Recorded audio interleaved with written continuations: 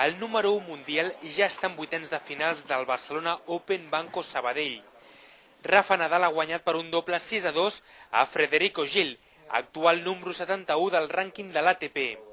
Tot i que Nadal estava preparat per fer front als llançaments del portuguès, el manacorí ha assegurat que el partit no li ha estat gens difícil de guanyar. No he sofrit, és veritat que no he sofrit massa, no?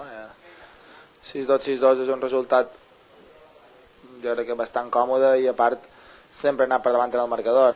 Però també ha volgut elogiar el bon joc de Gil i ha assegurat que és un jugador molt lluitador.